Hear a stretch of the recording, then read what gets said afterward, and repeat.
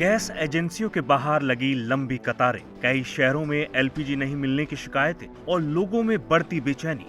देश में एलपीजी संकट की खबरों के बीच बड़ी संख्या में लोग पैनिक बुकिंग करा रहे हैं। हालांकि सरकार लगातार अपील कर रही है कि घबराकर सिलेंडर बुक न करें, क्योंकि आपूर्ति सामान्य बनाए रखने की कोशिश की जा रही है। ऑनलाइन बुकिंग करें, आपकी डिलीवरी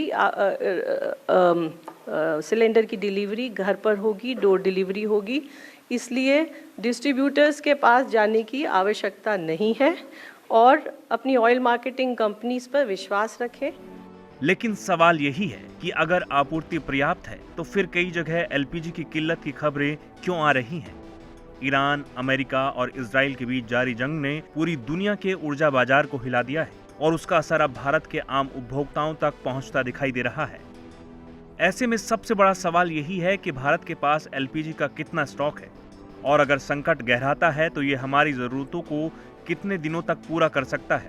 भारत में एलपीजी की स्ट्रेटेजिक स्टोरेज सिर्फ 2 जगहों पर है। पहला कर्नाटक का मंगलुरु और दूसरा आंध्र प्रदेश का विशाखापट्टनम।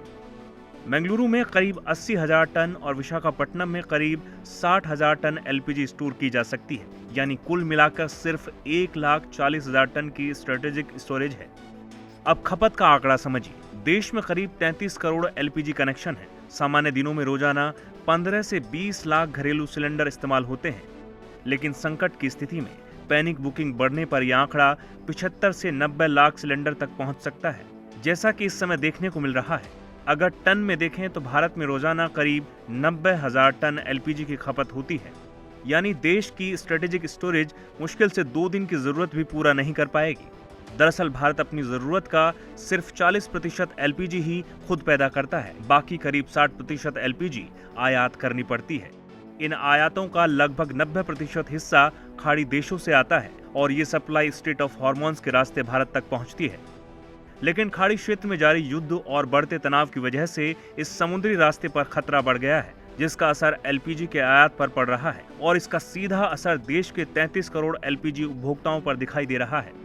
स्थिति को संभालने के लिए सरकार ने कई कदम उठाए हैं। कमर्शियल एलपीजी सिलेंडरों की सप्लाई पर रोक लगाई गई है और घरेलू जरूरतों को पूरा करने के लिए एलपीजी उत्पादन करीब 30% तक बढ़ा दिया गया है। इसके साथ ही सरकार घरेलू और कमर्शियल उपभोक्ताओं को सीएनजी और पीएनजी की तरफ शिफ्ट करने पर भी जोर दे रही है। सरकार का दावा है कि इन दोनों ईंधनों की फिलहाल कोई कमी नहीं है।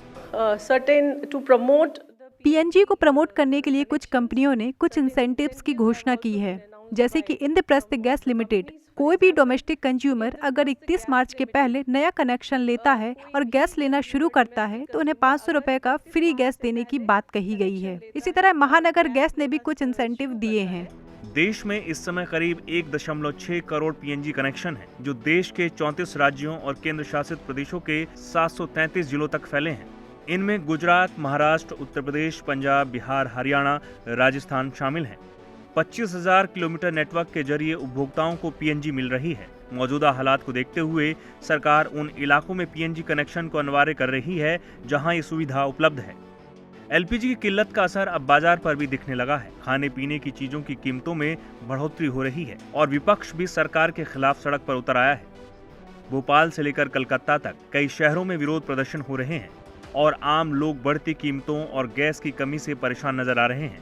यानी एलपीजी संकट सिर्फ सप्लाई की समस्या नहीं है, इसके पीछे वैश्विक ऊर्जा बाजार, आयात पर निर्भरता और युद्ध का असर भी जुड़ा हुआ है। और जब तक अंतर्राष्ट्रीय हालात सामान्य नहीं होते तब तक इस संकट की चिंता बनी रह सकती है। वहीं इस बीच राहत की खबर ये है कि भारतीय जहाज शिवालिक 45,000 टन एलपीजी लेकर भारत के मुद्रा बंदरगाह पर पहुंच चुका है। Bureau report, ETV Bharat.